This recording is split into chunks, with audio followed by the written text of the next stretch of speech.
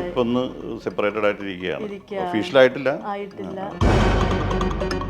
ഒരു പാച്ചപ്പ് അങ്ങനെയൊക്കെ മനസ്സിലുണ്ടോ? പാച്ചപ്പിനുള്ള സാധ്യത വളരെ കുറവാണ്. ഇപ്പോൾ അത് പിന്നെ ഒരു ഫാഷനായല്ലോ. ഫാമിലി കോട്ട് എന്ന് പറയുന്നത് അവിടെ ചെല്ലുമ്പോഴേ അറിയുള്ളൂ.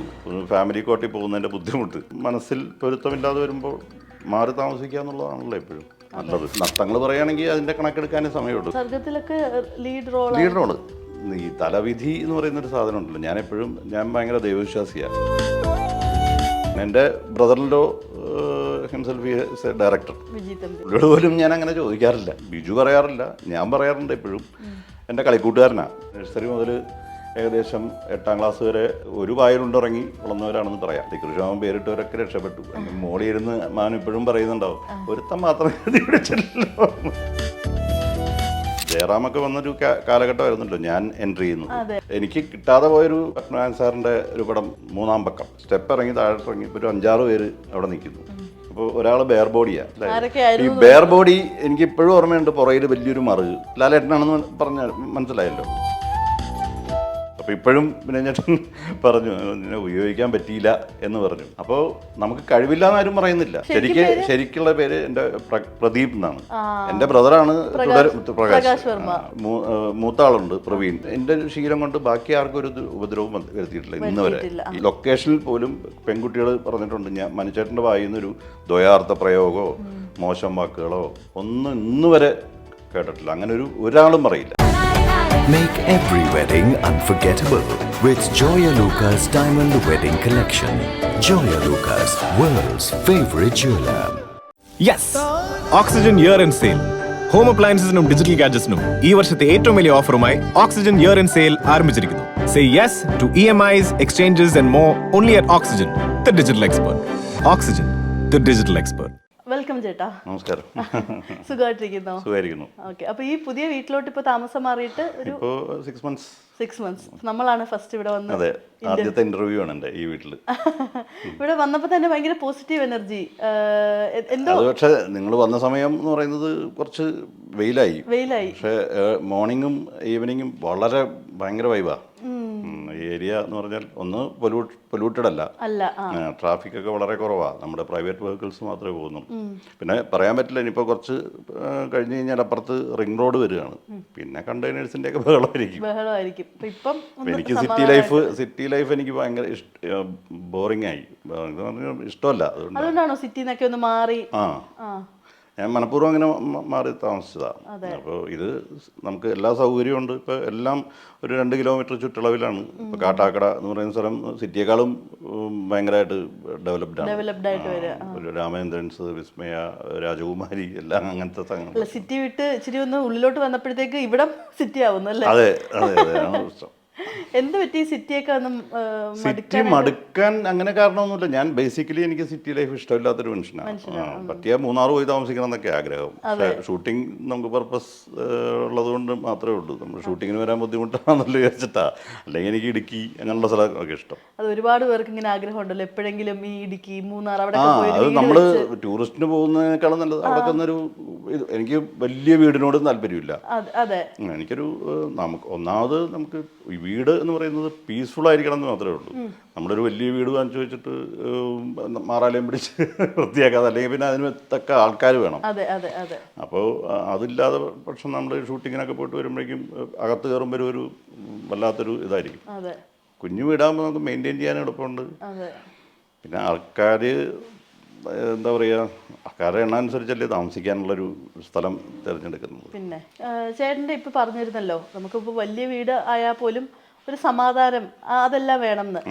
ചേട്ടൻ്റെ ഒരു പെർസ്പെക്റ്റീവിൽ എന്താണ് ഒരു ഹോം, എന്താണ് ഒരു സമാധാനം?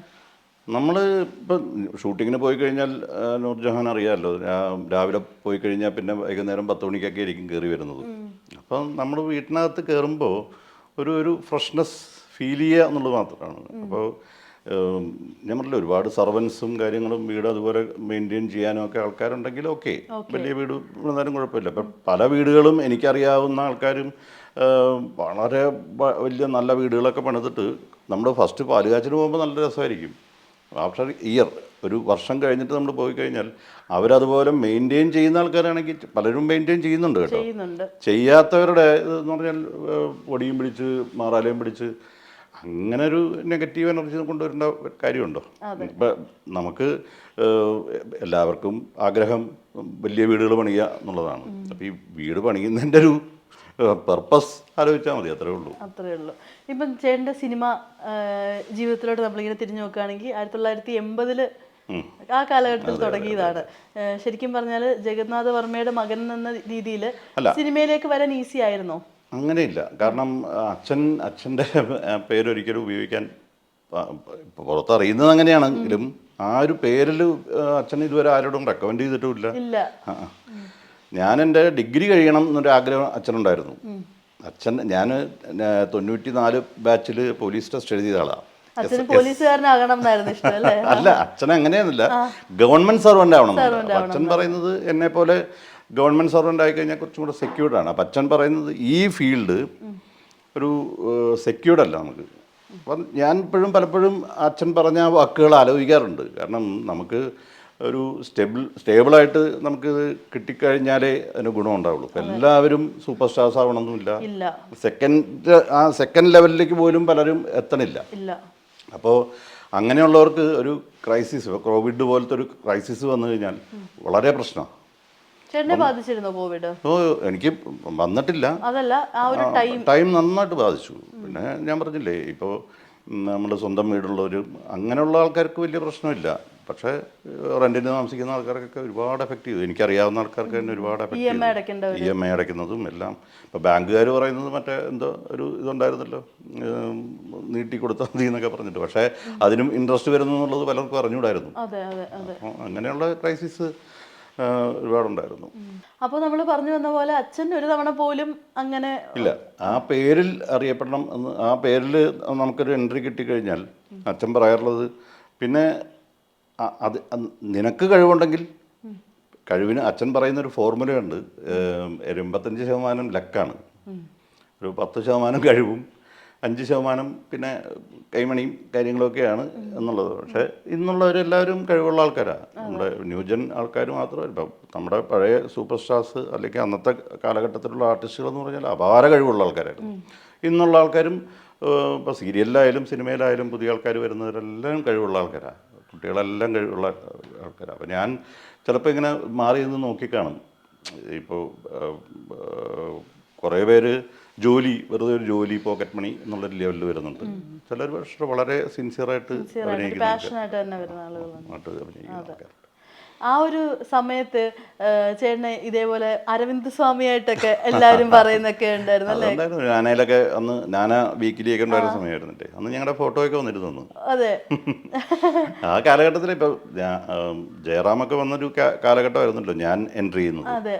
അപ്പം അന്ന് നമ്മൾ ഒരു സ്വപ്നം കാണുന്നതൊക്കെ അങ്ങനെ ആലമില്ല. പക്ഷേ എനിക്ക് കിട്ടാതെ പോയൊരു ഭാഗ്യമാണ് പത്മനാഭൻ സാറിൻ്റെ ഒരു പടം മിസ്സായതാണ്. മൂന്നാം പക്കം. ജയറാമിൻ്റെ വേഷമല്ല, അതിൽ അജയൻ ചെയ്തൊരു വേഷം ഉണ്ടായിരുന്നു. അപ്പോൾ അതിൽ സാറ് സുരേഷ് ഗോപിയുടെ കല്യാണത്തിൻ്റെ സമയത്ത് ഹാളിൻ്റെ ഒരു സ്ഥലത്ത് വെച്ച് എനിക്ക് എപ്പോഴും ഓർമ്മയുണ്ട്. സാറിങ്ങനെ സ്മോക്ക് ചെയ്തുകൊണ്ടിരിക്കുന്ന സമയത്ത് ഞാനതിലെ പാസ് ചെയ്തപ്പോൾ എന്നെ വിളിച്ചിട്ട് കടലിൽ നീന്താൻ പഠിക്കണം എന്നൊക്കെ പറഞ്ഞു എൻ്റെ അടുത്ത്. അപ്പോൾ അതിലും ബേസ് ആയത് അദ്ദേഹത്തിൻ്റെ മോൻ തന്നെയാണ്. അനന്തപത്മനാഭൻ എൻ്റെ ജൂനിയറായിട്ട് പഠിച്ചതാണ്. അപ്പോൾ അങ്ങനെ ഒരുപാട് പേരുണ്ട്. MJ ചന്ദ്രൻ എൻ്റെ ജൂനിയറായിരുന്നു. ഞാൻ ഇവാനിയസ് കോളേജിലാണ് പഠിച്ചത്. യദുകൃഷ്ണൻ, അങ്ങനെ ഒരുപാട് പേര് ജൂനിയേഴ്സ് ഉണ്ട്. സീനിയേഴ്സും ഒരുപാട്. അമ്പിളിച്ചേട്ടൻ, ജഗദീഷ് കുമാർ, ജഗദീഷ് ചേട്ടൻ, അവരൊക്കെ അവിടെയായിരുന്നു. അവരൊക്കെ ഒരുപാട് സീനിയേഴ്സായിരുന്നു.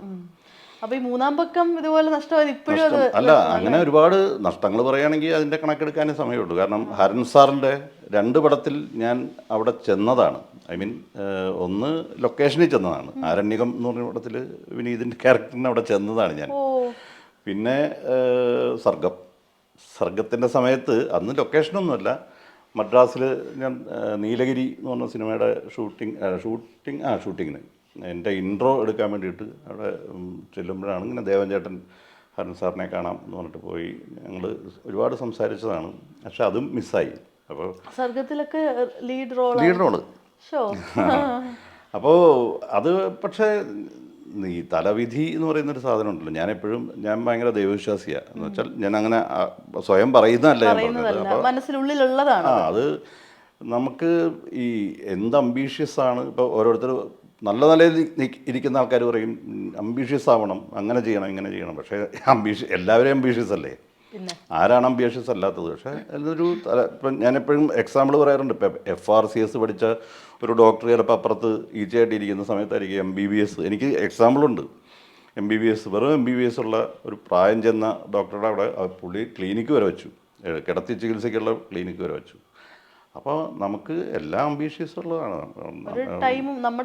ഇപ്പോൾ പിന്നെ ഹരൺ സാറിൻ്റെ വായിന്ന് തന്നെ ഒരിക്കൽ അദ്ദേഹം എന്നെ അനുഗ്രഹിക്കുകയൊക്കെ ചെയ്തു. You are a deserving artist, ഞാനല്ലെങ്കിൽ വേറൊരു ആൾ വഴി എന്തായാലും നല്ലൊരു പൊസിഷനിലെത്തും. നമ്മൾ കാത്തിരിക്കുക, അത്രേ ഉള്ളൂ. ശരിക്കും പറഞ്ഞാൽ ഇപ്പോൾ ആ സമയത്ത് ജയറാമേട്ടൻ്റെ ആയാലും അരവിന്ദ് സ്വാമി ആ ഒരു ടൈമിൽ വന്നപ്പോൾ ലൈക്ക് അവരെ പോലെ തന്നെ നമ്മൾ സ്വപ്നം കാണുമല്ലോ എന്തായാലും. അപ്പോൾ എല്ലാവരും സുഹൃത്തുക്കളാണ് കേട്ടോ. ജയറാമായാലും മുകേഷ് ചേട്ടനായാലും എല്ലാവരും സുഹൃത്തുക്കളാണ്. അതെ, കാണുമ്പോഴാണെങ്കിലും അതേപോലെ അരവിന്ദ് സ്വാമിയുടെ ഒക്കെ പോലെയുള്ളൊരു ലുക്കും.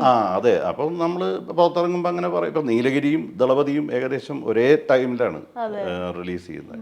അപ്പോൾ ഞങ്ങളുടെ ഇൻട്രൊഡക്ഷൻ ഗെറ്റപ്പ് ഏകദേശം ഒരുപോലെയാണ്, ടീഷർട്ടും ഗോൾഡൻ ഗ്ലാസും ഇതൊക്കെ വെച്ചിട്ട്. അപ്പോൾ അത് ശരിക്കും നമ്മൾ പ്രതീക്ഷിച്ച് പോകുമല്ലോ. പിന്നെ അപ്പോൾ പിന്നെ എന്താ പറയുക, പിന്നെ വേറെ ഗുണമുണ്ട്. എനിക്ക് കിട്ടിയൊരു ഭാഗ്യം, എന്നെ ഒരു സീരിയൽ ആർട്ടിസ്റ്റ് മാത്രമായിട്ട് ഇപ്പോഴും ആൾക്കാർ കാണുന്നില്ല. ഇല്ല, ഒരിക്കലും ഇല്ല. അപ്പോൾ ഒരു സിനിമാ നടൻ, പിന്നെ അതിൻ്റെ ബ്രാക്കറ്റിൽ സീരിയൽ നടൻ എന്നുള്ളേ വരുള്ളൂ. സീരിയൽ ആർട്ടിസ്റ്റ് എന്ന് മാത്രമായിട്ട് വരുന്നില്ല.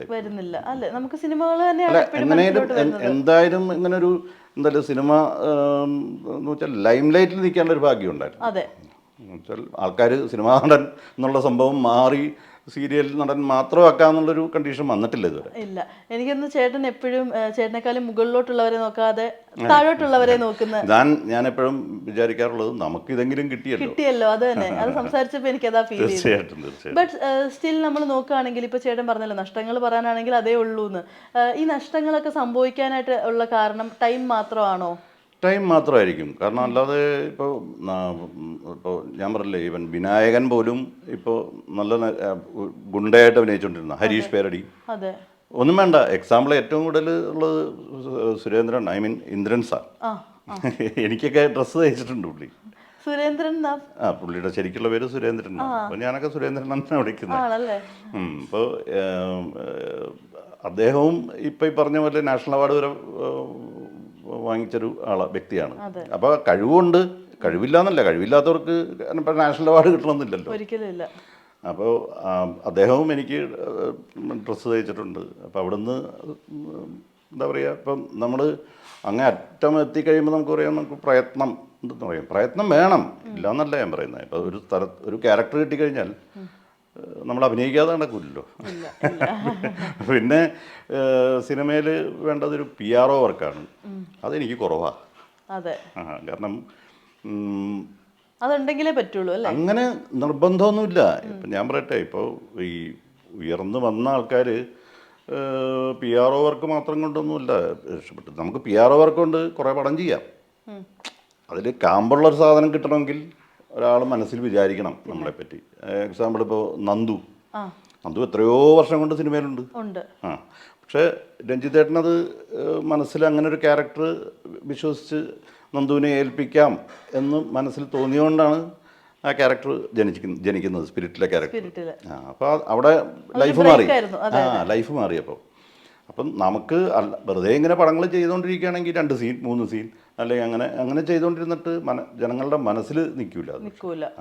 എന്തെങ്കിലും ഇതുപോലെ ഒരു കരിയറിൽ ബ്രേക്ക് വരുന്നൊരു പിന്നെ ഞാൻ വിളിക്കുമ്പോൾ അവർക്ക് ശല്യമാവൂ, ഇതൊക്കെയാണ് ഞാൻ ചിന്തിക്കുന്നത്. അങ്ങോട്ട് വിളിച്ച് ചോദിക്കാൻ അതിപ്പോൾ അങ്ങനെ ചോദിക്കാനാണെങ്കിൽ ഇപ്പം എല്ലാവരും സുഹൃത്തുക്കളാണ്. ഞാൻ പറഞ്ഞില്ലേ, രഞ്ജിത്തേട്ടൻ സിനിമയിൽ വരുന്നതിന് മുമ്പ്, എത്രയോ മുമ്പ്, എനിക്കൊരു ഗുരുസ്ഥാനീയനാണ്. കാരണം ഞാൻ കോളേജിൽ പഠിക്കുമ്പോൾ രഞ്ജിത്തേട്ടൻ സ്കൂൾ ഓഫ് ഡ്രാമയിൽ നിന്ന് ഇറങ്ങി സിനിമ സ്വപ്നം കണ്ടു നടക്കുന്ന സമയമായിരുന്നു.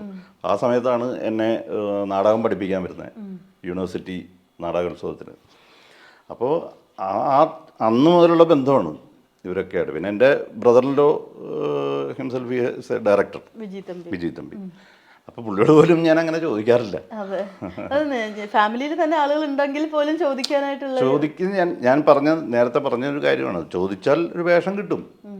അതുകൊണ്ട് പക്ഷേ ഒരു ഇപ്പോൾ ചെറിയൊരു വേഷം ചെയ്യുമ്പോൾ ഉള്ളൊരു കുഴപ്പം, ആദ്യമൊക്കെ അങ്ങനെ ആയാലും പോകുമായിരുന്നു. പിന്നെ വന്ന് നമ്മൾ സീരിയലിലും എസ്റ്റാബ്ലിഷ്ഡായി ഒരു മനുവർമ്മ എന്നുള്ളൊരു പേര് എസ്റ്റാബ്ലിഷ് ആയി കഴിഞ്ഞിട്ട് പിന്നെന്തൊരു പ്രശ്നം എന്ന് വെച്ചാൽ നമ്മളൊരു ഷോട്ടിൽ ചെന്ന് നിന്നാലും ആൾക്കാർക്ക് മനസ്സിലാവും ഞാനാണെന്നുള്ളത്. അപ്പോൾ ഒരു കാമ്പില്ലാത്തൊരു സാധനം ചെയ്താൽ ഇയാളെന്തിനും ഇത് ചെയ്തേ എന്നുള്ളൊരു മനസ്സിൽ ആൾക്കാർക്ക് തോന്നും. അപ്പോൾ അതൊക്കെ അതിപ്പോൾ എന്താണ് പറയുക, ദുരഭിമാനമാണെന്നോ എന്തോ എനിക്ക് അറിഞ്ഞൂടാ. അങ്ങനെയൊന്നും ഞാൻ വിചാരിച്ചിട്ടില്ല കേട്ടോ, ദുരഭിമാനമാണെന്നൊന്നും ഞാൻ വിചാരിച്ചിട്ടില്ല. ചേട്ടാ, നമ്മൾ സീരിയല് ചെയ്യാൻ തുടങ്ങിക്കഴിഞ്ഞാൽ പിന്നെ നമുക്ക് സിനിമ അതൊരു അങ്ങനെ ചെറിയതായിട്ട് എനിക്കൊരു ചെറിയ മടിയുണ്ടായിരുന്നു.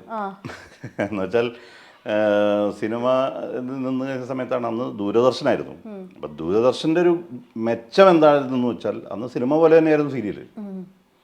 ഒരു 25 ദിവസം അല്ലെങ്കിൽ 30 ദിവസം ഒരു സീരിയലിൻ്റെ ഷൂട്ടിംഗ് വയ്ക്കുന്നു. നമ്മളെവിടെയെങ്കിലും ഇപ്പോൾ ട്രിവാൻഡ്രത്ത് നിന്ന് തന്നെ അല്ലെങ്കിൽ എറണാകുളത്ത് തന്നെ വേണമെന്നൊന്നുമില്ല, എവിടെയെങ്കിലും അതിന് പറ്റിയ ലൊക്കേഷൻ കാണുന്നു, അവിടെ പോയി ഷൂട്ട് ചെയ്യുന്നു, ലൊക്കേഷൻ കാണുന്നു, ഷൂട്ട് ചെയ്യുന്നു. അപ്പോൾ എല്ലാവരും ഒരു ഗ്രൂപ്പായിട്ട് സിനിമയ്ക്ക് പോകുന്ന അതേ എഫേർട്ട് തന്നെയാണ്, ക്യാമറ മാത്രം മാറുന്നു എന്ന് മാത്രമേ ഉള്ളൂ അന്ന്.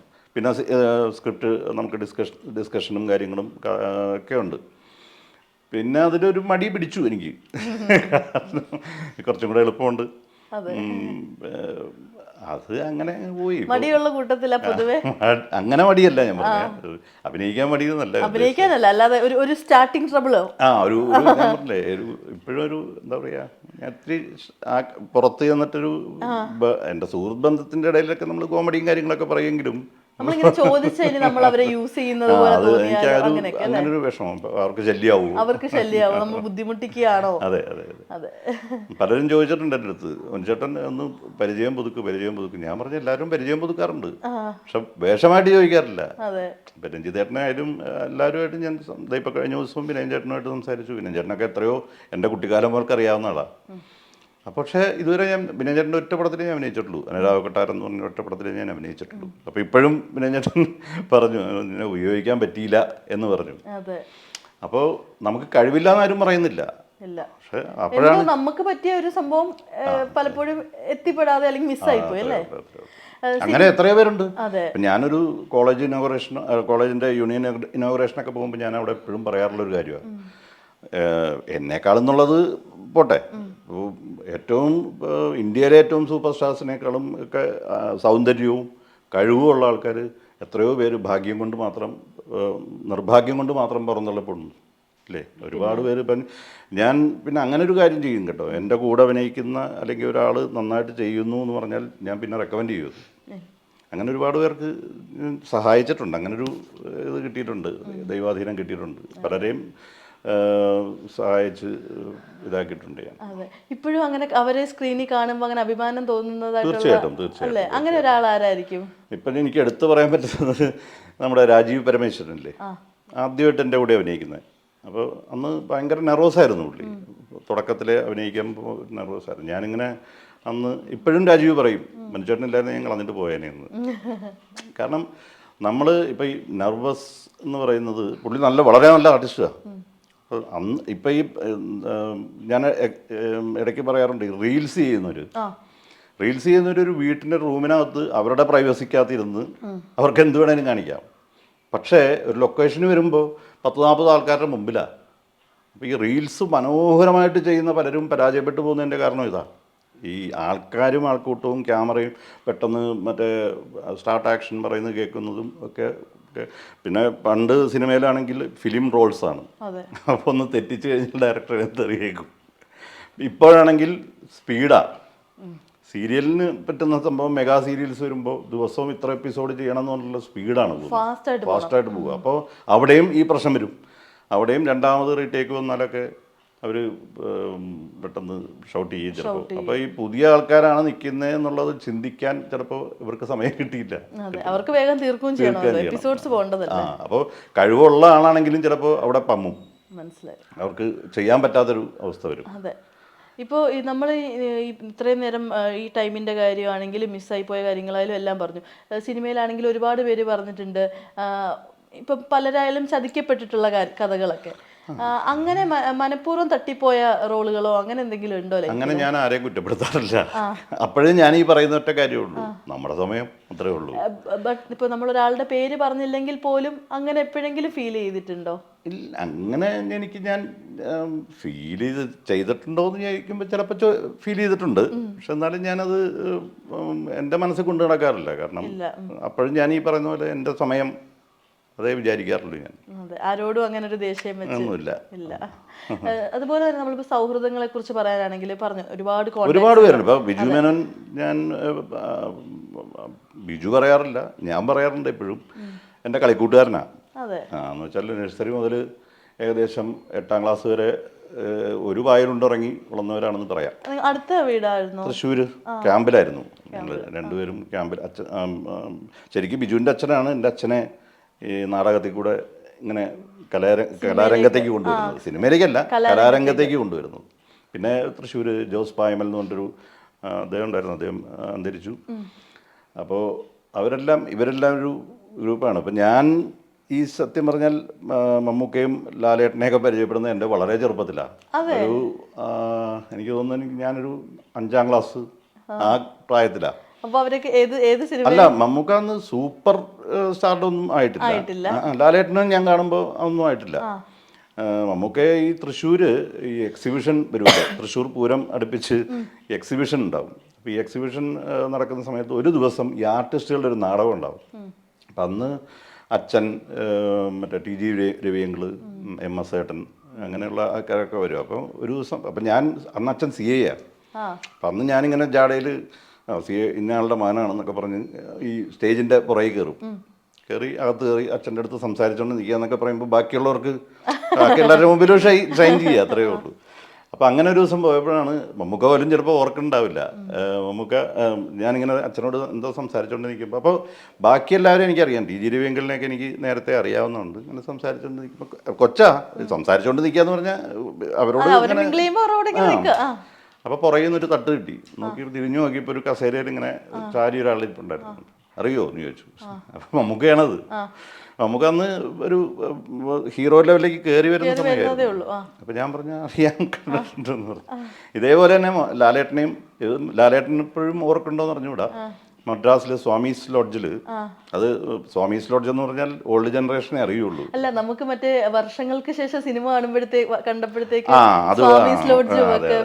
ഇത് പക്ഷെ ആ സ്വാമീസ് ലോഡ്ജ് അല്ല, അതൊക്കെ ഇടിച്ചു പൊളിച്ച് കളഞ്ഞു കാണും. അന്ന് ഞങ്ങൾ പോകുമ്പോൾ അച്ഛന് ഒരു പടത്തിൽ അഭിനയിക്കാൻ പോയപ്പോൾ ഫാമിലി ആയിട്ട് പോവുക. അപ്പം അന്ന് ഫാമിലി ആയിട്ട് പോകുക എന്നൊക്കെ പറഞ്ഞാൽ ഭയങ്കര സംഭവമാണ്. മദ്രാസ് ആദ്യമായിട്ട് കാണുകയാണ്. അപ്പോൾ സത്യമാഷ് ഒക്കെ താമസിച്ച സ്ഥലമാണ്. അപ്പോൾ മരഗോവണിയൊക്കെയാണ്, മരത്തിൻ്റെ ഗോവണി, മരത്തിൻ്റെ തറ, ഇങ്ങനെയൊക്കെയാണ് അവിടുത്തെ ഏറ്റവും മറ്റേ സൂപ്പർ ഫുഡ് എന്ന് പറഞ്ഞാൽ മസാല ദോശയും ലസ്സിയാണ്. അപ്പോൾ ഒരു ദിവസം രാത്രി അച്ഛൻ്റെ അടുത്ത് ചോദിച്ചിട്ട് തൊട്ട് മുമ്പിൽ ജെയിംസ് ബോണ്ടിൻ്റെ പടം ഇറങ്ങിയിട്ടുണ്ടെന്ന് പറഞ്ഞു. അപ്പോൾ അന്ന് ഇംഗ്ലീഷ് പടം ഇങ്ങനെ കണ്ട് ഹരം പിടിച്ച് വരുന്നൊരു സമയമാണ്. അപ്പോൾ ഞാൻ പറഞ്ഞു കാണാമെന്ന് പറഞ്ഞു. അങ്ങനെ വൈകുന്നേരം രാത്രി അന്ന് അമ്മയുണ്ട്, അനിയത്തി കുഞ്ഞാ. അപ്പോൾ ഇവർ റൂമിലിരിക്കാമെന്ന് പറഞ്ഞു. ഞങ്ങളിങ്ങനെ സ്റ്റെപ്പ് ഇറങ്ങി താഴോട്ടിറങ്ങി ഇപ്പോൾ ഒരു 5-6 പേര് അവിടെ നിൽക്കുന്നു. അപ്പോൾ ഒരാൾ ബെയർ ബോഡിയാണ്, ഓപ്പോസിറ്റ് തിരിഞ്ഞാണ് നിൽക്കുന്നത്. പിന്നെ 4-5 പേരും ഇപ്പോൾ ഉണ്ട്. അപ്പോൾ ഇപ്പോഴാണ് അവരെയൊക്കെ, ഇപ്പോഴെന്നല്ല അത് കഴിഞ്ഞിട്ടാണ് അവരെയൊക്കെ മനസ്സിലായത്. ഈ ബെയർ ബോഡി എനിക്ക് ഇപ്പോഴും ഓർമ്മയുണ്ട്. പുറയിൽ വലിയൊരു മറുക് ലാലേട്ടനാണെന്ന് പറഞ്ഞാൽ മനസ്സിലായല്ലോ. അപ്പോൾ പിന്നെ സുരേഷ് ഏട്ടനുണ്ടായിരുന്നു, മേനേജിയുടെ ഹസ്ബൻഡ് സുരേഷ് ഏട്ടനുണ്ടായിരുന്നു. അന്ന് സനൽകുമാർ ഏട്ടനുണ്ടായിരുന്നു, പിന്നെ പ്രിയൻ ചേട്ടനുണ്ടായിരുന്നു. അപ്പോൾ ഇവരാരും പിന്നെ എന്നെ ഓർക്കുന്നില്ല. പ്രിയൻ ചേട്ടൻ പിന്നെ കാണുമ്പോൾ ആരോ ഇങ്ങനെ ഇൻട്രൊഡ്യൂസ് ചെയ്തു, വർമ്മ സാറിൻ്റെ മോനാന്നൊക്കെ പറഞ്ഞിട്ട്. വർമ്മ സാറിൻ്റെ മോനെ അഭിനയിച്ചു തുടങ്ങിയൊന്നും അറിഞ്ഞില്ലല്ലോ എന്ന് പ്രിയൻ ചേട്ടൻ ഒരിക്കൽ ചോദിക്കുകയും ചെയ്തു. അപ്പൊ അന്ന് ഇവരെയൊക്കെ പരിചയപ്പെടുകയൊക്കെ ചെയ്തതാ ആ പ്രായത്തിൽ. അതിനുള്ള ഭാഗ്യം കിട്ടി. അതെ, അത്രയും ചെറുപ്പത്തിൽ തീർച്ചയായിട്ടും സൂപ്പർ സ്റ്റാർസ് ആകുന്ന പോലും അറിയാതിരുന്ന സമയത്ത്. അതെ.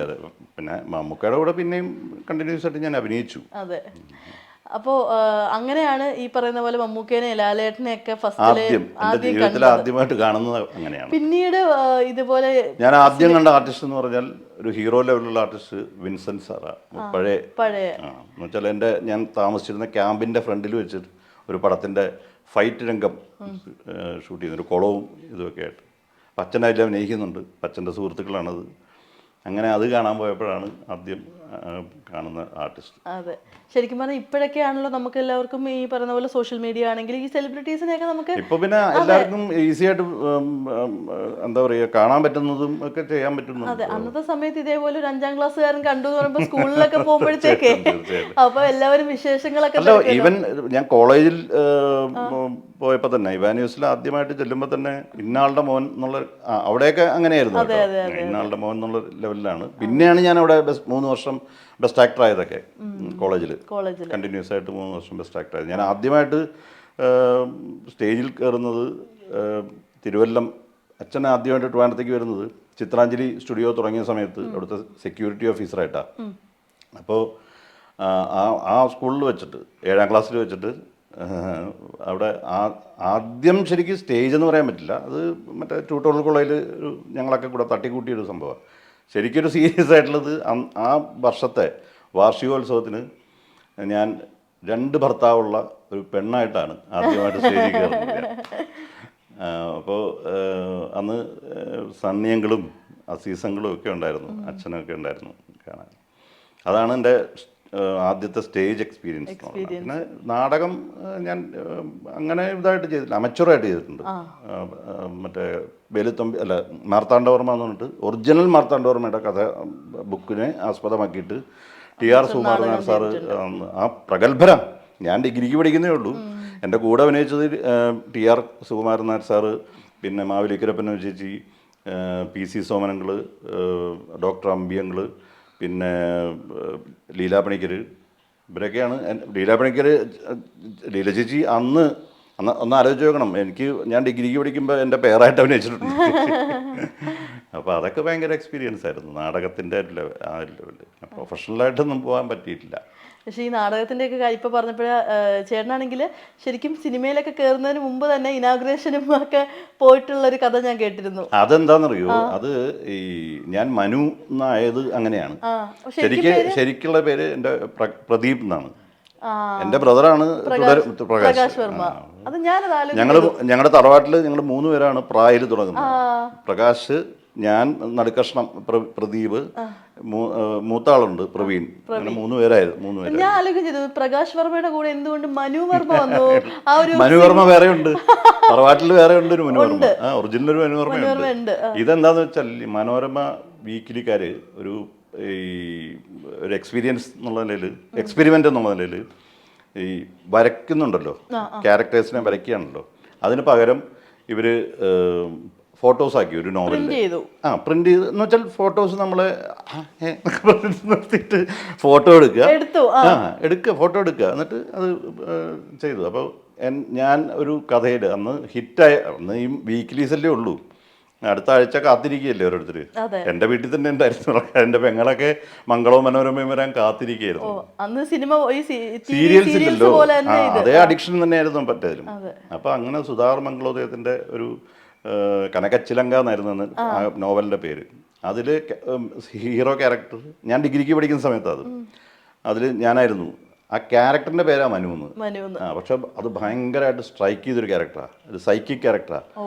ഭാര്യയോടുള്ള കാമുകിയോടുള്ള സ്നേഹം മൂത്തിട്ട് ഇയാൾക്കൊരു ആക്സിഡൻറ്റിൽ ഈ പുരുഷത്വം നഷ്ടപ്പെട്ടു പോകും. അപ്പോൾ ഈ പെൺകുട്ടി ഉപേക്ഷിച്ച് പോകുമെന്ന് പേടിച്ചിട്ട് കല്യാണം കഴിഞ്ഞിട്ട് ഇവളെ കൊന്നു കളഞ്ഞിട്ട് ഈ മുടിയൊക്കെ മുറിച്ച് പൂജാമുറിയിൽ മറ്റേ ഇവിടുത്തെ ഡ്രസ്സൊക്കെ പൂജാമുറിയിൽ വയ്ക്കുക, മുടി മുറിച്ച് കട്ടിലിൽ എഴുതുക, ഇതൊക്കെ ചെയ്തു. അന്ന് എൻ്റെ കൂടെ നായികയായിട്ട് അഭിനയിച്ച കുട്ടിയാണ് ഞാനിപ്പോൾ ചെയ്തുകൊണ്ടിരിക്കുന്ന സീരിയലിൽ എൻ്റെ ഭാര്യയായിട്ട് അഭിനയിക്കുന്നത് മഞ്ജു സതീഷ്. അതെ, അന്ന് അവൾക്ക് വളരെ കൊച്ചതാണ്. അങ്ങനെ അപ്പോൾ ആ ക്യാരക്ടർ ഞാൻ വെളിയിൽ ഒക്കെ ഇറങ്ങുമ്പോൾ, അപ്പം ഞാനന്നൊരു ഈ കൗതുകത്തിന് വെളിയിൽ പോകുമ്പോൾ അതിലിട്ട ഡ്രസ്സ് കുർത്തയും പൈജാമയായിരുന്നു അന്ന്. അത് എസ്റ്റാബ്ലിഷ് ചെയ്തത് ആ ക്യാരക്ടറായിട്ടാണ്. അപ്പോൾ പുറത്തിറങ്ങുമ്പോൾ ഈ ഓണാഘോഷത്തിനൊക്കെ അതേ ഡ്രസ്സിൽ പുറത്തിറങ്ങിക്കും. പുറത്തല്ല, ഓണാഘോഷത്തിനൊക്കെ കനകക്കുന്നിലൊക്കെ പോകും. അപ്പോൾ ആൾക്കാർ മനു എന്ന് വിളിച്ച് പെട്ടെന്ന് മനസ്സിലാവുമല്ലോ. കാരണം ഇത് അഡിക്ഷൻ ഉള്ളതുകൊണ്ട് ഇപ്പം ഈ സീരിയലിൽ കാണുന്ന ഇത് കണ്ടിട്ട് പേര് വിളിക്കുന്നത്. അപ്പോൾ ഞാൻ ആദ്യമായിട്ട് നായകനായിട്ട് അഭിനയിക്കാനായിട്ട് സിനിമയിൽ ഇതായപ്പോൾ അച്ഛനും തിക്കുറിശിവാമനും ഭയങ്കര ബന്ധമായിരുന്നു, ആത്മബന്ധമായിരുന്നു. തിക്കുറിശിവാമനെ കാണിക്കാൻ കൊണ്ടുപോയപ്പോൾ ഇങ്ങനെ ഞാനൊരു സജഷൻ ചോദിച്ചു, ആൾക്കാരിങ്ങനെ മനു എന്ന് വിളിക്കുന്നത്. ആ നല്ല പേരല്ലേ, മനുവർമ്മ. ആ മനു വർമ്മ. അപ്പം ഞാനിങ്ങനെ ഇപ്പോഴും തമാശയ്ക്ക് പറയും, തികൃഷാമൻ പേരിട്ടവരൊക്കെ രക്ഷപ്പെട്ടു. മോളി ഇരുന്ന് മാനു ഇപ്പോഴും പറയുന്നുണ്ടാവും, ഒരുത്തം മാത്രം എഴുതി പിടിച്ചില്ലല്ലോ. അങ്ങനെയാണ് പ്രദീപ് വർമ്മ മനുവർമ്മയായത്. പിന്നെ പിന്നെ പിന്നെ പിന്നെ വോട്ടേഴ്സ് ലിസ്റ്റിലും എല്ലാം എന്നോട് ചോദിക്കാതെ തന്നെ ഇവര് മനുവർമ്മയാക്കി. പിന്നെ ഗസറ്റിൽ മാറ്റി. ആരെങ്കിലും പ്രദീപേന്ന് ഇപ്പൊ വിളിക്കാറുണ്ടോ? ഉണ്ട്, അമ്മയൊക്കെ പ്രദീപെന്ന് അങ്ങനെ തന്നെ വിളിക്കാറ്. അമ്മ മാത്രമല്ല, ബിജുവും വിളിക്കുമ്പോൾ എന്നെ പ്രദീപെന്നേ വിളിക്കുള്ളൂ. തറവാട്ടിൽ ചെന്നാലും എല്ലാവരും പ്രദീപ് ചേട്ടാ എന്നേ വിളിക്കാറുള്ളൂ. അതെ, ഞാൻ ഇങ്ങനെ കേട്ടിട്ടുണ്ട്, ഇപ്പൊ ചേട്ടന്റെ മോനൊക്കെ ആണെങ്കിലും പണ്ട് ചേട്ടനെക്കാളും കൂടുതൽ എന്തെങ്കിലുമൊക്കെ സാധനങ്ങളൊക്കെ വേണമെങ്കിലൊക്കെ ചെന്ന് സോപ്പിടുന്നത് പ്രകാശ് വർമ്മയാണ്, അനിയനെയാണ് എന്നൊക്കെയുള്ള സംഭവം ഇങ്ങനെ കേട്ടിട്ടുണ്ട്. ശരിക്കും പറഞ്ഞാല് അങ്ങനെയാണോ, സത്യമാണോ അത്? പ്രകാശ് വർമ്മയുടെ പ്രകാശ് വർമ്മേനെ ഇങ്ങനെ സോപ്പിടാറുണ്ടെന്നൊക്കെ. അത് അവൻ ബാംഗ്ലൂരല്ലേ, പ്രകാശ് ബാംഗ്ലൂര് സെറ്റിലായിട്ട് കുറെ നാളായല്ലോ. അപ്പോൾ ഒന്നാമത് ഫുൾ ഫോറിൻ ടൂറും ഒക്കെയാണ്. അപ്പം എൻ്റെ അടുത്ത് പറയാതെ മോനൊക്കെ ചെന്ന് അവിടെ ചെന്ന് ആവശ്യപ്പെടും എന്തെങ്കിലും സാധനം വേണമെങ്കിൽ. അതൊക്കെ അതങ്ങ് ഇതാവും. ഞാൻ ഈ ക്യാരക്ടറിൻ്റെ ബേസിൽ മാത്രം ഒരു സീരിയലിലും ഒരു സിനിമയിലും അഭിനയിക്കാതെ, അതാണ് ഈ പറഞ്ഞത് നേരത്തെ, ഒരു സീരിയലിലും ഒരു സിനിമയിലും അഭിനയിക്കാതെ ഞാൻ 3 കോളേജിൻ്റെ ആർട്സ് ക്ലബിന് റെഡി ചെയ്തിട്ടുണ്ട്. ഈ ഒരു മറ്റേ നോവലിലെ ക്യാരക്ടറിൻ്റെ പേരിൽ മാത്രമായിട്ട്. അത് കഴിഞ്ഞിട്ട് ഞാൻ നീലഗിരി ചെയ്യുമ്പോൾ പോലും ഞങ്ങൾ ട്രെയിനിൽ, ഞാൻ അന്ന് തിരിച്ച് അങ്ങോട്ട് അന്ന് ഫ്ലൈറ്റിൽ പോയി. ആദ്യമായിട്ട് ഞാൻ ഫ്ലൈറ്റിൽ കയറുന്ന ആ പടത്തിനാണ്. അങ്ങോട്ട് പോയപ്പോൾ തിരിച്ചു വന്നപ്പോൾ ഞങ്ങൾ 5-6 പേരുണ്ട്. എന്നുവെച്ചാൽ ഞാനും ശിവജി ചേട്ടനും മാത്രമേ ഉള്ളൂ ഈ പടത്തിൽ നിന്ന്, നീലഗിരിയിൽ നിന്ന്. ബാക്കി ഞങ്ങൾ റെയിൽവേ സ്റ്റേഷനിൽ വന്നപ്പോൾ ഒരു ഗ്രൂപ്പ് അവിടെ നിൽപ്പുണ്ട്. മനോജ് കെ ജയൻ, വിജയരാഘവൻ, ഇവരെല്ലാവരും നിൽപ്പുണ്ട്. ആർക്കും ടിക്കറ്റ് ഇല്ല, ഓക്കെ അല്ല. പിന്നെ എല്ലാവരും കൂടെ ഒരു കൂപ്പയിൽ, അന്ന് AC ഇതായിട്ടില്ല, ഫസ്റ്റ് ക്ലാസ് കൂപ്പയാണ്. അങ്ങനെ ഒരു കൂപ്പയിൽ ഇരുന്നൊക്കെയാണ് ഞങ്ങൾ വന്നത്. അപ്പോൾ തൊട്ടടുത്ത് ഒരു കോളേജിലെ പിള്ളേരുണ്ടായിരുന്നു. അപ്പോൾ അന്നും അവരുടെ മനസ്സിൽ ആ ക്യാരക്ടറാണ്. അന്ന് ഞങ്ങളുടെ സെയിം ഏജ് ആയിരിക്കുമല്ലോ അന്നത്തെ സ്റ്റുഡൻസ് എന്ന് പറയുമ്പോൾ. അപ്പോൾ അവരും എന്നെയാണ് ആദ്യം ഈ മറ്റേ എന്താ പറയുക, ആരാധനയോടെ വിളിക്കുകയും ഒക്കെ ചെയ്യുന്നത്. ഈ അത്രയും ആർട്ടിസ്റ്റുകളുണ്ടായിട്ടും അത് ഓൺലി ബിക്കോസ് ഓഫ് ആ ക്യാരക്ടറാണ്. അല്ലാതെ നീലഗിരിയിലെ ക്യാരക്ടറൊന്നും അന്ന് നീലഗിരി ഒന്നും ഇറങ്ങിയിട്ടില്ലല്ലോ. മനസ്സിലായി. പിന്നെ സീരിയൽസ്, ഈ ദൂരദർശൻ സീരിയൽസിനുള്ളൊരു ഗുണം എന്താണെന്ന് വെച്ചാൽ ടൈറ്റിൽസൊക്കെ വളരെ ഡീറ്റെയിൽഡ് ആയിട്ടാണ്, ഫോട്ടോസും പേരും കാര്യങ്ങളൊക്കെ ആയിട്ട് പോവും. അതുകൊണ്ടാണ് നമ്മുടെ പേരൊക്കെ രജിസ്റ്റർ ആയത്. ആൾക്കാരുടെ ഇടയിൽ മനസ്സിൽ പേരൊക്കെ രജിസ്റ്റർ ആയത് അങ്ങനെയാണ്. അന്നത്തെ ആൾക്കാർ, ഇപ്പോൾ ഞാൻ, മുകുന്ദൻ, കുമരകം, ഇവരുടെയൊക്കെ പേര് രജിസ്റ്റർ ആയത് അന്നത്തെ ഒരു സീരിയലിൻ്റെ ബീന സെക്കൻഡ് വർക്കാൻ പറ്റും എൻ്റെ പേരായിട്ട് അഭിനയിക്കുന്നത്, പാലിയത്തച്ഛൻ എന്ന് പറഞ്ഞ സീരിയലിൽ. അതെ, നിങ്ങളുടെ ഒരു സീരിയലിന് തന്നെ ഭയങ്കര ഒരു, ഇപ്പോഴത്തെ സീരിയൽ പോലെ അല്ലല്ലോ, കുറെ കൂടെ കഥകൾക്ക് പ്രാധാന്യം. പറഞ്ഞു, അന്ന് സിനിമ പോലെ തന്നെയായിരുന്നു. സ്റ്റോറി ഡിസ്കഷനും സ്ക്രിപ്റ്റ് ഡിസ്കഷനും കാര്യങ്ങളൊക്കെ ആയിട്ട് വളരെ സീരിയസ് ആയിട്ടാണ്. ഇന്നിപ്പോൾ നമ്മൾ ഒരു സീരിയലിൽ നമ്മളെ വിളിക്കുന്നു, മനുഷ്യട്ടാ ഇന്ന സീരിയലിൽ നായികയുടെ അച്ഛനാണ്, അല്ലെങ്കിൽ ഭയങ്കര സംഭവമാണെന്നൊക്കെ പറഞ്ഞ് ഞാൻ എൻ്റെ മനസ്സിൽ വെക്കാറേ ഇല്ല. കാരണം എന്താ അറിയോ, ഇത് എപ്പോഴാണ് ട്രാക്ക് മാറുന്നത്, എപ്പോഴാണ് അങ്ങോട്ടും ഇങ്ങോട്ടും തിരിഞ്ഞു പോകണമെന്ന് നമുക്കറിയാൻ പറ്റില്ല. 10-15 ദിവസം വർക്ക് ചെയ്തിരുന്ന സീരിയലിൽ ചിലപ്പോൾ പെട്ടെന്ന് എന്ന് പറഞ്ഞിട്ട് 5 ദിവസമാവും, പിന്നെ 2 ദിവസമാവും. ഈ ക്യാരക്ടറിന്റെ ട്രാക്ക് അങ്ങ് മാറി പോകും മെഗാ സീരിയൽ. എക്സ്പെക്ടേഷൻ ഒന്നുമില്ല. ഒരു ത്രൂ ഔട്ട് ക്യാരക്ടർ കിട്ടി, ഒരു മെഗാ സീരിയൽ കിട്ടി എന്ന് പറഞ്ഞിട്ട് നമുക്ക് ഒന്നും പറയാൻ പറ്റില്ല, എക്സെപ്റ്റ് ഹീറോ ഹീറോയിൻ. ഇന്നത്തെ അവസ്ഥയിൽ അതാണ്. അല്ലെങ്കിൽ വില്ലത്തി, അല്ലെങ്കിൽ വില്ലൻ, അങ്ങനെയുള്ളൊരു സംഭവം. വില്ലൻ ഇല്ലല്ലോ ഈ സീരിയൽസിനെ സംബന്ധിച്ച്. വില്ലൻ ഇല്ല, വില്ലത്തിമാരേ ഉള്ളൂ. അതാണ് ഇപ്പോഴത്തെ സീരിയലിന്റെ ഒരു അവസ്ഥ. ഇപ്പൊ നമ്മള് പ്രകാശ് വർമ്മയുടെ കാര്യം പറയുകയാണെങ്കിൽ തന്നെ, ഈ പ്രകാശ് വർമ്മ എന്നൊരു ആർട്ടിസ്റ്റിനെ നമ്മൾ ശ്രദ്ധിക്കുന്നത് തുടരും. അല്ല, പ്രകാശിനെ സംബന്ധിച്ച് എനിക്കറിഞ്ഞൂടാ അവൻ ഇതുവരെ ആക്ടിങ്ങിന് കോൺസെൻട്രേറ്റ് ചെയ്തിട്ടുള്ളത് ഇല്ല, എനിക്കില്ല. അവൻ തന്നെ പറഞ്ഞിട്ടുണ്ട് ഏതോ ഇന്റർവ്യൂല്. പക്ഷെ അസിസ്റ്റ് ചെയ്യാൻ ഭയങ്കര താല്പര്യമായിരുന്നു. അപ്പൊ ശരിക്കും ലാലേട്ടന്റെ ഒപ്പം തന്നെ നിൽക്കുന്ന ഒരു ജോർജ് സാർ എന്ന് പറഞ്ഞ ക്യാരക്ടർ നല്ല അസലായിട്ട് പെർഫോം ചെയ്തിട്ടുണ്ട്. ഞെട്ടിയോ അഭിനയിക്കുമോ എന്നുള്ള കാര്യം? അതെ, അല്ല ഇത് ഞാൻ പറഞ്ഞില്ലേ, ഈ അൺഎക്സ്പെക്റ്റഡ് ആയിട്ടുള്ള ഒരു നല്ല ക്യാരക്ടർ. അതോ ഭയങ്കര ഇമ്പാക്റ്റ് ആയിരുന്നു. എന്നെയാണ് ഓരോരുത്തർ വിളിക്കുന്നത്.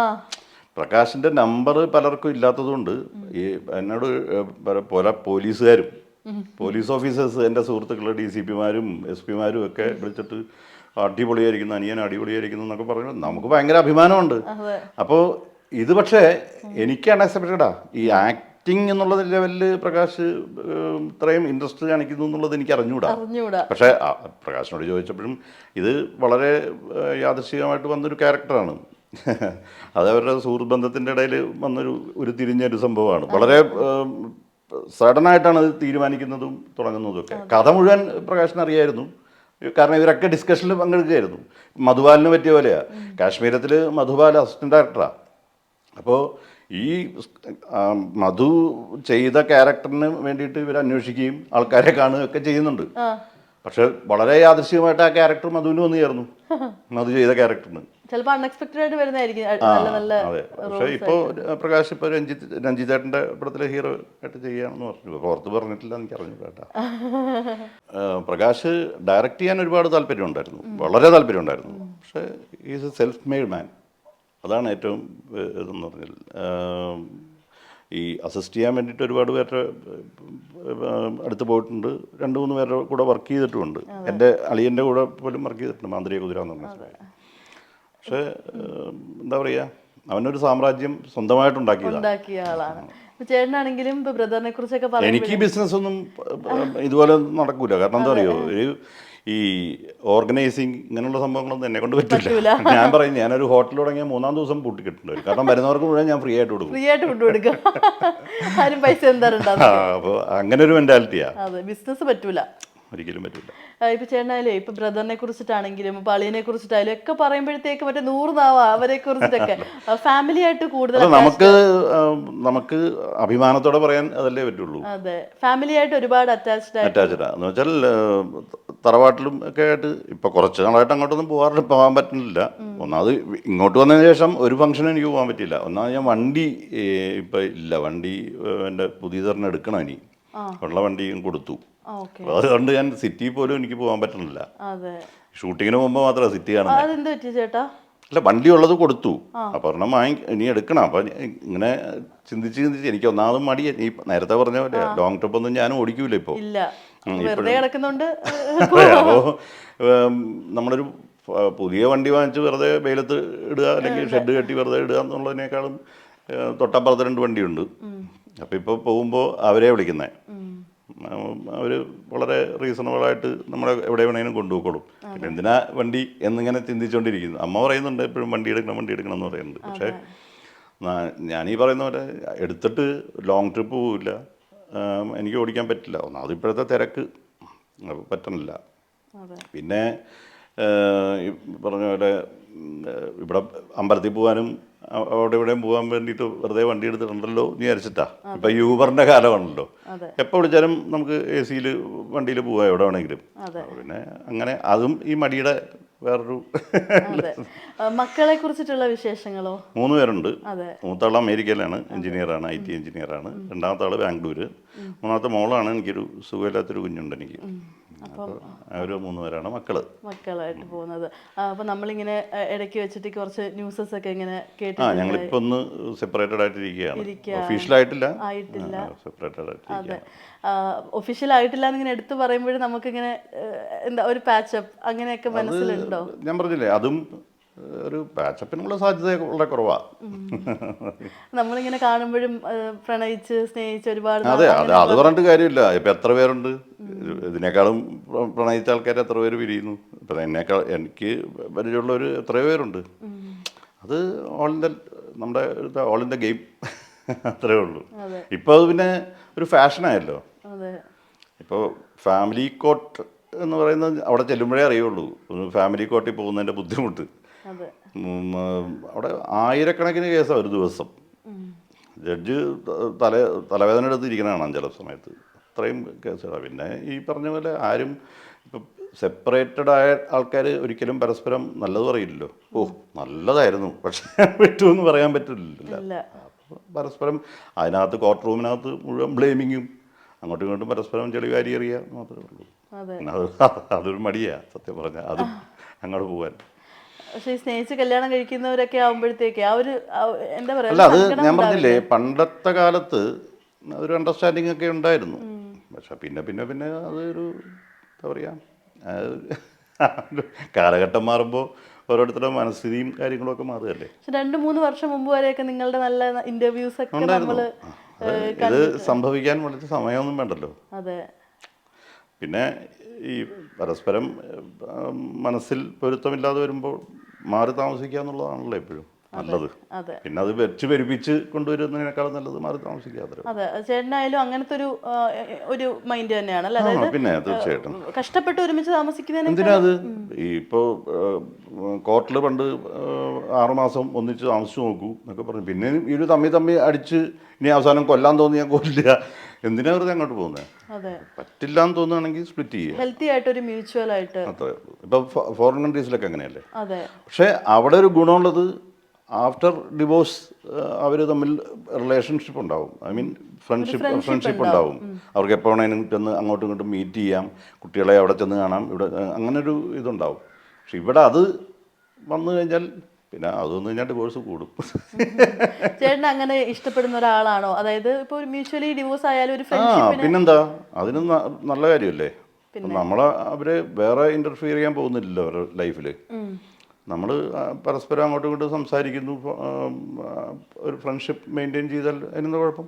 ഇപ്പോൾ സ്പിരിറ്റിൽ അത് കറക്റ്റായിട്ട് കാണിക്കുന്നില്ല.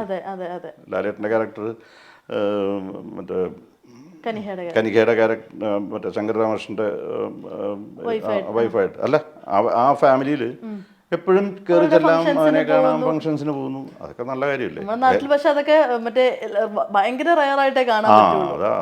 അത് ഒന്ന് ഇങ്ങോട്ട് വന്നു കഴിഞ്ഞാൽ കുറച്ചും കൂടെ നല്ലതാണെന്ന് പറയും എനിക്ക്, എൻ്റെ മനസ്സിൽ. ഇവിടെ അങ്ങനെയല്ലല്ലോ. ഇവിടെ പരസ്പരം അങ്ങോട്ടും ഇങ്ങോട്ടും കണ്ടാൽ കീറി മുറിക്കാൻ ഒരിക്കലും ഫേസിലോട്ട് നോക്കൂ. അതാണ്. പിന്നെ അവര് ഇപ്പൊ ഫോറിൻ കൺട്രീസിലൊന്നും അവര് അങ്ങോട്ടും ഇങ്ങോട്ടും എപ്പോഴും ഇങ്ങനെ ബ്ലെയിം ചെയ്ത് നടക്കൊന്നുമില്ല. സെപ്പറേറ്റ് ചെയ്താൽ സെപ്പറേറ്റ് ചെയ്തു, അത് കഴിഞ്ഞ് പിന്നെ അതും പിടിച്ച് നടക്കൂലല്ലോ. ഇവിടെ അങ്ങനെയല്ല, പിന്നെ ഇങ്ങനെ പറഞ്ഞുകൊണ്ടിരിക്കുകയല്ലേ. അപ്പോൾ അതെന്തായാലും അവിടെ നിൽക്കട്ടെ. ഞാൻ എന്തായാലും ചേട്ടനെ കാണുമ്പോൾ ചോദിക്കണം എന്ന് കരുതിയിരുന്നതാ. ഒരു 3 years മുമ്പ് ചേട്ടൻ ഒരു സിംഗിൾ ഇന്റർവ്യൂ കൊടുത്തത് കണ്ടിട്ടുണ്ടായിരുന്നു. ചേട്ടൻ യൂഷ്വലി ഇരുന്നിങ്ങനെ സംസാരിക്കുന്നതായിട്ടാണ് തോന്നുന്നത്. പക്ഷെ അതിനകത്ത് ഒരു 90% മദ്യപിച്ചിട്ട് ഇന്റർവ്യൂ കൊടുക്കുന്നു. അല്ല, അത് ചില സമയത്ത് അങ്ങനെ ഇന്റർവ്യൂ വരുന്ന സമയത്ത് പെട്ടെന്ന് തലേദിവസവും അല്ലെങ്കിൽ അങ്ങനെ വരുമ്പോൾ സംഭവിച്ചു പോകുന്നതാ. പക്ഷെ അതിനകത്ത് ഇപ്പൊ ട്രിവാൻഡ്രത്തുള്ള ഒരാൾ കമന്റ് ഇട്ടിട്ടുണ്ടായിരുന്നു, ഞാൻ ഇതുപോലെ മനുവിന്റെ നെയ്ബറാണ്, ആളുടെ ഒരു ടോക്കിംഗ് സ്റ്റൈൽ അങ്ങനെയാണെന്ന് പറഞ്ഞിട്ട് കമന്റ്. അല്ല, ഞാൻ സാധാരണഗതിയിൽ ഇപ്പൊ ഞാൻ സംസാരിക്കുന്നില്ലേ, അത് കുറച്ചും കൂടെ ഒന്ന് വലിയും, അത്രേ ഉള്ളൂ. അല്ലാതെ ബാക്കി കാര്യങ്ങളൊന്നും പ്രശ്നം പറ്റില്ലായിരുന്നു. അപ്പൊ ശരിക്കും പറഞ്ഞു കഴിഞ്ഞാൽ അങ്ങനെ അൺഎക്സ്പെക്റ്റഡ് ആയിട്ട് വന്നൊരു ഇന്റർവ്യൂ ആയിരുന്നു. പിന്നീട് അപ്പൊ എപ്പോഴെങ്കിലും അങ്ങനെ ഒരു ഇന്റർവ്യൂ കൊടുത്തത് കൊണ്ട് റിഗ്രറ്റ് തോന്നിയിട്ടുണ്ടോ? അല്ല, ഇത് ഇപ്പൊ ഞാൻ ചോദിക്കട്ടെ, അങ്ങനെയാണെങ്കിൽ ഓരോരുത്തർ, ഇപ്പൊ ഞാൻ ആരുടെയും പേര് പറയുന്നില്ല, ഓരോരുത്തർ എന്തൊക്കെ പ്രശ്നങ്ങൾ വരുന്നു, അവരൊക്കെ പിന്നെ റിജക്ട് ചെയ്യാൻ നിന്ന് കഴിഞ്ഞാൽ അതിനെ സമയം കിട്ടുള്ളൂ. ലൈഫിൽ അപ്പം സംഭവിച്ചത് അപ്പം കളയുക, അത്രേ ഉള്ളൂ. ഇതൊന്നും നമ്മൾ സ്റ്റോർ ചെയ്ത് വെച്ചോണ്ടൊരു കാര്യമില്ല. അതിങ്ങനെ മനസ്സിലിങ്ങനെ അതൊരു ഭാരമായിട്ട് കൊണ്ട് നടന്ന്, ഞാൻ കുറച്ചൊക്കെ ഉണ്ട് കേട്ടോ. ഞാൻ സെൻറ്റിമെൻറ്റിലാണ്, വളരെ സോഫ്റ്റ് ആയിട്ടുള്ള ഹാർട്ടാണ് എൻ്റെ. അപ്പോൾ പെട്ടെന്ന് സെൻറ്റിമെൻറ്റിലാവും ഞാൻ. പക്ഷെ അതിങ്ങനെ പിന്നെ അത് ഈ പറഞ്ഞ പോലെ ദൈവവിശ്വാസത്തിൻ്റെ പുറത്തും ഒക്കെ ഇങ്ങനെ അത് കവർ ചെയ്ത് അങ്ങ് പോവും, അത്രേ ഉള്ളൂ.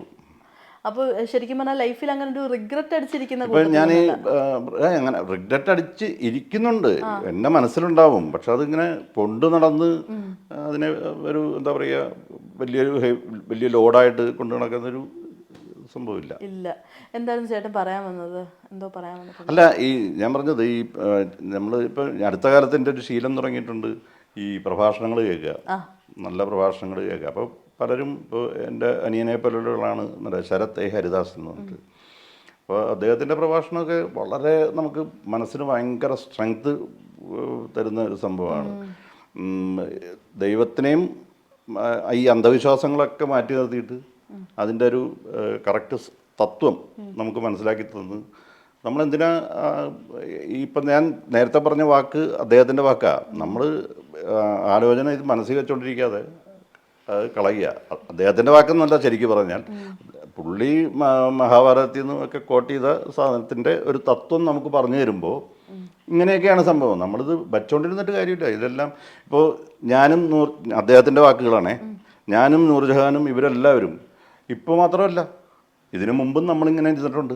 പക്ഷെ ഈ ശരീരമായിരിക്കില്ല, ആയിരിക്കും. ഈ രൂപമായിരിക്കില്ല എന്ന് മാത്രമേ ഉള്ളൂ. ഇതേ സ്ഥലത്ത് നമ്മൾ വേറൊരു കാലഘട്ടത്തിൽ നമ്മൾ ഇരുന്ന് കാണും. അത് ചിന്തിച്ചാൽ മതി. ഇത് സൈക്ലിങ്ങേ ഉള്ളൂ, ഒരു സാധനവും ഇവിടുന്ന് പോകുന്നില്ല. സൈക്ലിംഗ് മാത്രമേ ഉള്ളൂ. പോകുന്നവർ തിരിച്ചു വരിക, വേറൊരു രീതിയിൽ തിരിച്ചു വരിക എന്ന് മാത്രമേ ഉള്ളൂ. ഈ പറഞ്ഞ പോലെ ഈ ലൈഫിൽ ഇതൊക്കെ കേട്ടിട്ട് ഒരുപാട് ചേഞ്ചസ്, അത് ഒരുപാട് ചേഞ്ച് ഉണ്ട്. അതെ, എന്തെങ്കിലും ശീലങ്ങൾ മാറ്റിയിട്ടുണ്ടോ? പക്ഷേ ശീലങ്ങൾ, അതാ ഈ ശീലങ്ങൾ മാറ്റുക എന്ന് പറഞ്ഞാൽ ഞാനിപ്പോൾ എൻ്റെ ശീലം കൊണ്ട് ബാക്കി ആർക്കും ഒരു ഉപദ്രവം വരുത്തിയിട്ടില്ല ഇന്ന് വരെ. ഇപ്പോൾ ലൊക്കേഷനിൽ പോലും പെൺകുട്ടികൾ പറഞ്ഞിട്ടുണ്ട്, ഞാൻ മനുഷ്യൻ്റെ വായിൽ നിന്നൊരു ദ്വയാർത്ഥ പ്രയോഗമോ മോശം വാക്കുകളോ ഒന്നും ഇന്ന് വരെ കേട്ടിട്ടില്ല. അങ്ങനെ ഒരാളും പറയില്ല, അതൊരു ഗ്യാരണ്ടി ഉണ്ട്. പിന്നെ ഞാനെപ്പോഴും പറയാറുണ്ട്, ഞാൻ മരിച്ചു കിടന്നാൽ ചിലപ്പോൾ പ്രമുഖമായിട്ടുള്ള നടന്മാർ വരുമായിരിക്കും, അത് ചിലപ്പോൾ വന്ന് ജസ്റ്റ് കണ്ടിട്ട് പോകും. പക്ഷെ എന്നെ ഓർത്ത് കരയുന്നത് ചിലപ്പോൾ പ്രൊഡക്ഷനിലെ പാത്രം കഴുകുന്ന പിള്ളേരായിരിക്കും. കാരണം ഞാൻ എല്ലാവരും അങ്ങനെ കാണുന്നുള്ളൂ, എല്ലാവരെയും ഒരേ ലെവലിലേ കാണുന്നുള്ളൂ. ഇപ്പോൾ ഡയറക്ടറെ ഞാൻ ക്യാമറയ്ക്ക് പുറകെ നിൽക്കുമ്പോൾ എൻ്റെ ബ്രദറിലോ ആണെങ്കിലും ഞാൻ സാറിനെ വിളിക്കുകയുള്ളൂ. അപ്പോൾ അതാ സമയത്താണ്. അത് കഴിഞ്ഞ് ചിലപ്പോൾ ഇപ്പോൾ ചേട്ടനാണെങ്കിൽ ചേട്ടൻ, അല്ലെങ്കിൽ പേരാണെങ്കിൽ പേര്, അങ്ങനെ വിളിക്കുകയുള്ളൂ. അതേ എഫക്റ്റിൽ തന്നെയാണ്, ആ സ്നേഹത്തോടെ തന്നെയാണ് ഞാൻ പ്രൊഡക്ഷനിലെ പിള്ളേരെയും കാണാറുള്ളത്. അതെ, കുക്കിംഗ് ഒക്കെ എപ്പോഴും ചെയ്യാറുണ്ടോ? ഒരു ചേനപ്പായസത്തിന്റെ റെസിപ്പി പണ്ട് കൈരളിയിൽ വന്നത് ഓർക്കുന്നുണ്ട്. ചേനപ്പായസമൊക്കെ അച്ഛൻ്റെ അമ്മയുടെയും ഇതുകൊണ്ട് അന്ന് എക്സ്പെർട്ട് ആയിട്ട് വന്ന് അമ്മയുടെ റെസിപ്പി അതൊക്കെ. അതെ, അമ്മ വെജിറ്റേറിയൻ ഫുഡിൽ, അമ്മ നോൺ വെജ് തൊടൂല കേട്ടോ, ഉണ്ടാക്കും. പക്ഷേ ചേട്ടനും കഴിക്കുമോ? ഞാൻ കഴിക്കും. അപ്പോൾ അമ്മ നന്നായിട്ടുണ്ടാക്കും, ഉണ്ടാക്കുമായിരുന്നു. ഇപ്പം ഞാൻ പിന്നെ നിർബന്ധിക്കാറില്ല, ഞങ്ങൾ മാത്രമേ ഉള്ളൂ, അമ്മ കഴിക്കൂല. അപ്പോൾ അമ്മയുടെ സത്യം പറഞ്ഞാൽ ബീഫൊക്കെ കഴിക്കാൻ സിനിമയിൽ നിന്ന് സിദ്ദിഖേട്ടൻ വരെ വന്ന് എൻ്റെ വീട്ടിൽ ഒരുവിധം ഓൾമോസ്റ്റ് എല്ലാവരും വന്നിട്ടുണ്ട്. സുഖേട്ടൻ മുതൽ ഇങ്ങോട്ടുള്ള ആൾക്കാർ വീട്ടിൽ വന്ന് ഭക്ഷണം കഴിച്ചിട്ടുണ്ട്. ക്യാപ്റ്റൻ സോമേട്ടൻ, ക്യാപ്റ്റൻ എല്ലാവരും വന്നിട്ടുണ്ട്.